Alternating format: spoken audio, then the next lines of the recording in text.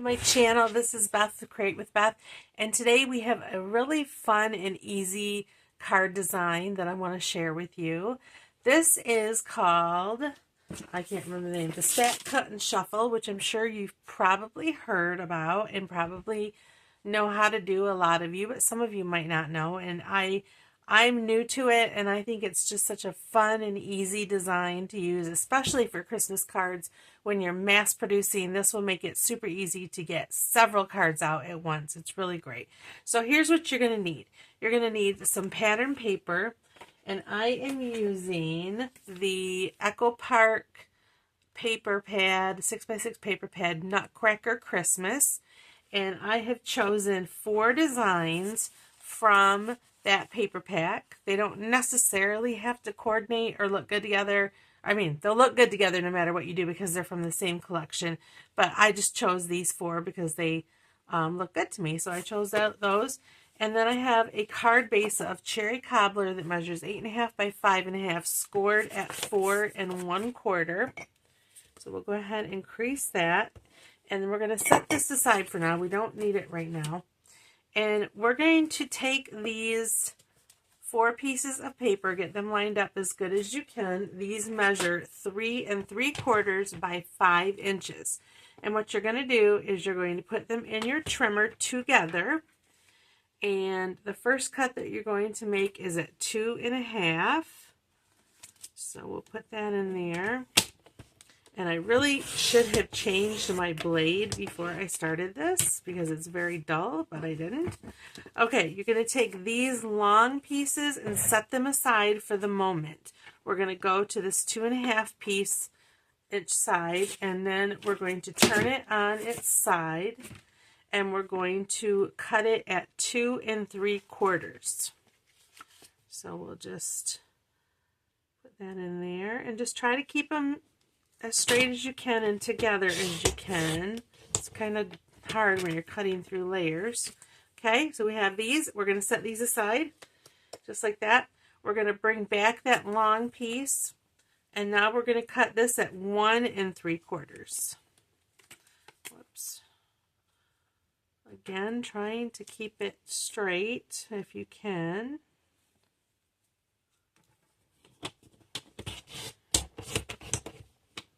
There we go. Set that over here. Okay, so what you're going to have is you're going to have pieces that go like this. You're going to lay them out like this. That's the stack part and the cut part. So what we're going to do now is we're going to leave this pile alone. We're going to leave that just like that. We're going to take our second pile and we're going to take the top one, and put it to the back. Then we're going to come down to this third pile. We're going to take 1, 2, and lay it like that. Then come to our third pile, and we're going to go 1, 2, and 3. So now we have 4 different designs all put together. So we're going to, what you're going to do, I'm going to bring in my cherry cobbler piece. So what you'll do is you'll take each piece and lay it out on your paper, just like this. And it's really important to lay it out first before you glue it down so that you can get a feel for what you want, where you want your pieces and how you want them on here, and the spacing. And this is about how we're going to glue those together. So I'm going to go ahead, and I've got some other pieces over here that I was working on for another card, but I'm going to not worry about those for now. Okay, so we'll take this first piece, and I am using liquid glue because especially with this, well gosh, I'm dropping everything. Especially with this kind of project, you want there to be a little bit of wiggle room in case you need to move things around. Yeah, it's very important to lay it out first because that way you know what you're doing. The first one I didn't lay it out. I just started gluing stuff down and I had a disaster. It did not come together the way I wanted it to. I had to scrap that card. So yeah, lay it out first and get a feel for your design. I am leaving a little bit of a border between the pieces, just like that. This is so fast and easy, you guys, especially if you have a paper pack like this and you have coordinating papers. It takes all the guesswork out of it. You don't have to worry about getting everything matchy-matchy and all that. And this, I'm a quilter, and this reminds me of a quilt block. So I really, really like this design.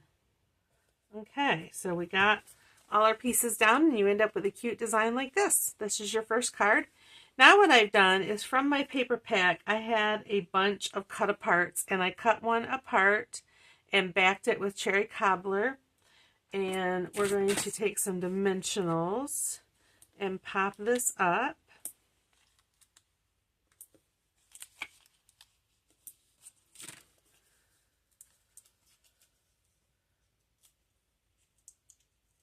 Whoops.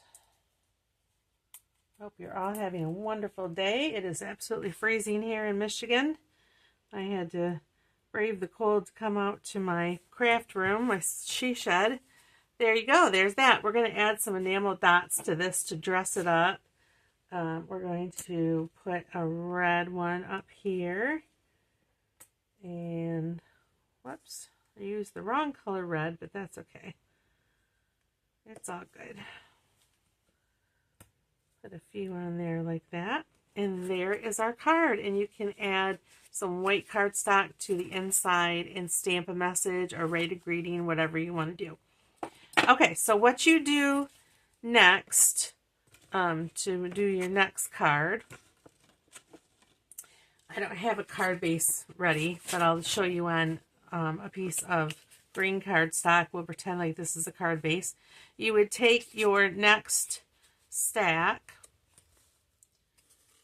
and just go to that next set of designs and lay it out like this and create your next card, and so on and so forth. So you end up with 4 cards in your in each bunch that you make. So it's really super easy to mass produce. So super easy card design, definitely something that is fun to do, enjoyable to do, and a great way to get all those Christmas cards that you need. I'll show you a couple more that I made. I made this one, and I took one of those cut aparts and put it on the inside. And then I also made this one. So cute. And then, of course, the one that we made together. So there you go. There is that quick and simple, easy card design. Excuse me. I hope you enjoyed it. I hope you will try it out for yourself. And I hope you're having a wonderful Christmas season so far. So we'll see you next time. Please like and subscribe, and I'll see you next time. Bye.